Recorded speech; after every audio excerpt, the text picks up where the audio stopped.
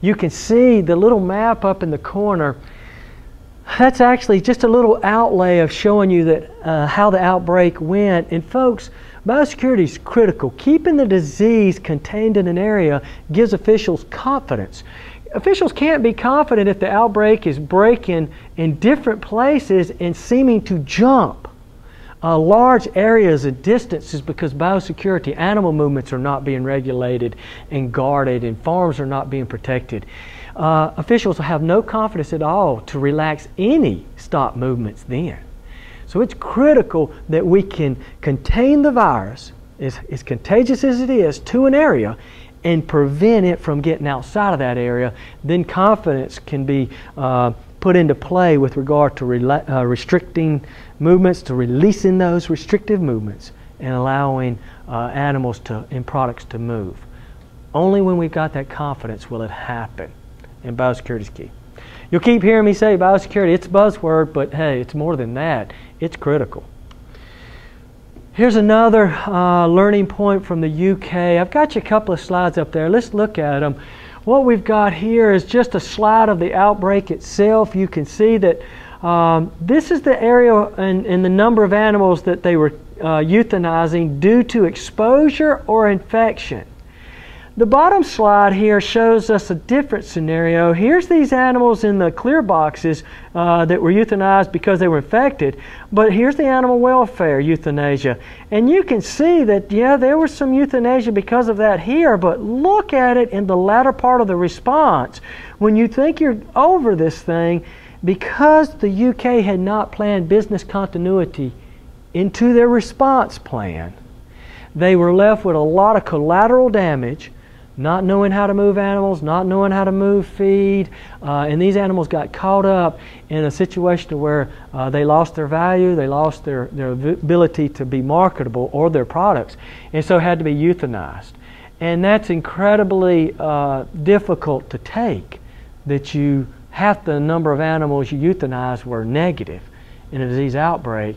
Something that we hope to limit, but only if we've got industry's cooperation and government's foresight to get ahead of this thing will that occur. So that's why we're coming to you today on a quiet day to look forward to what we'd have to deal with in the future if we were to have an outbreak. Here's another slide, and the last one we'll share on the UK. And what we see here is that it took, not only did it take a number of 200 some days to get rid of the disease, but years later you're still seeing the effects of it. The only industry that really didn't have a major effect was the poultry industry, but I've got news for you. In our state, our poultry industries are so integrated within agricultural communities such as the dairy industry and the swine industry, I don't think our poultry industry will fare as well. It might years later, but in the midst of an outbreak, they're going to be caught up in it too. And it's because not that poultry are infected, but more that they could actually carry the virus and in their movements infect livestock. So the long-term lasting effects pretty big. So we really want to work on this thing and do our best efforts to prevent that. Prevent an outbreak in the first place, but if we have one, to deal with it with a lot of knowledge of what the ramifications can be. Okay, let's move into foot and mouth disease. Some of you may, okay, I know something about it, but give me some more. All right, it's a virus, highly contagious. A little bit goes a long way. It affects cloven-footed animals, and everybody knows that's an animal that splits the hoof, so it affects our livestock. It can affect wild pigs, as well as domesticated pigs, and deer. So there's another wild card thrown in for you of something we have to be concerned with. It can go airborne. Now, you'll read in reports that it can go up to 40 miles in the wind. Guys and ladies, if it goes 40 miles in the wind in North Carolina, I don't know that we can actually do anything other than just take a catastrophic hit. It's like, how can you stop a hurricane? Well, you can't. And if it's blowing 40 miles in the wind, we're just going to have to take that hit and try to move forward afterwards. But you know what? That map I showed you of the UK to where that virus and the animals were breaking all over the country, that wasn't from wind-borne. That was from a lack of biosecurity. People were moving animals and themselves and their vehicles in an unbiosecure manner. They didn't have biosecurity in mind at all, and that's what allowed that virus to spread. So we're not dealing with 40 miles in the wind airborne. We're dealing with our actions, the things that we can control.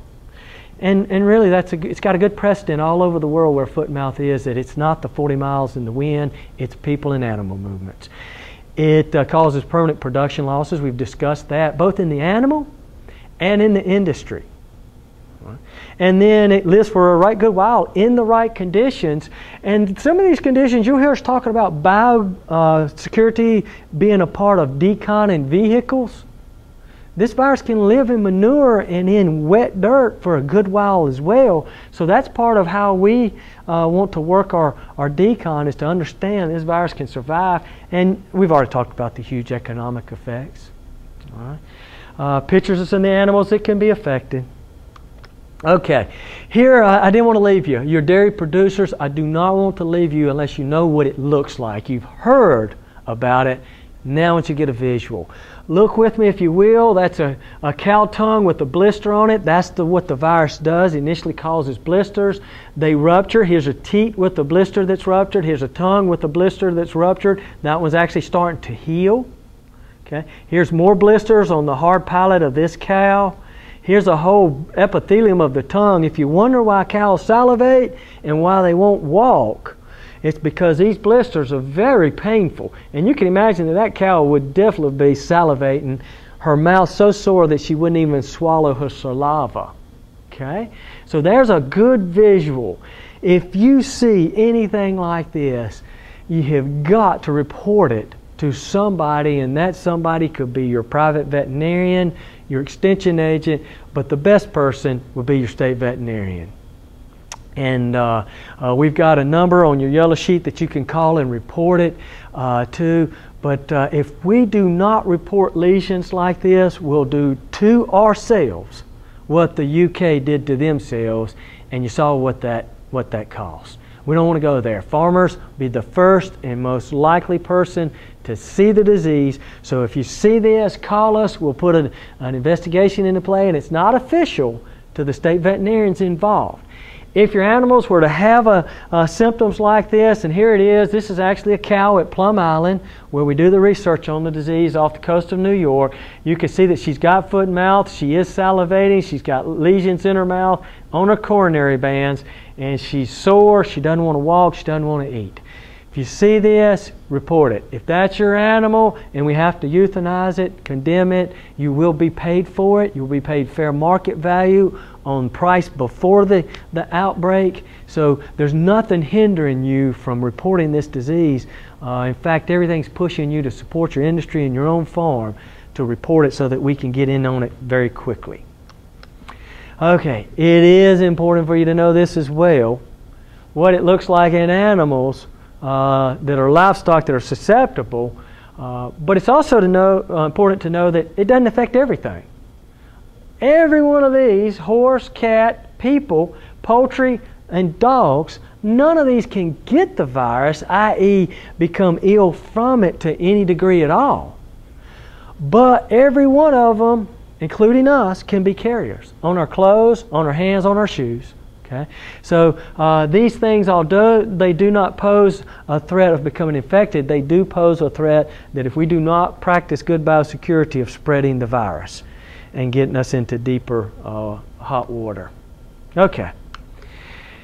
Where is foot and mouth today? Dang, it seems like it's everywhere but where we are. And that's the U.S., and you can see that Australia does not have it, but on the other continents it is prevalent. The Panama Canal actually is a break to keep it from coming over to Central America and into Mexico and into the U.S. But boy, that's a scary thought to think that the virus is in more places than it's not.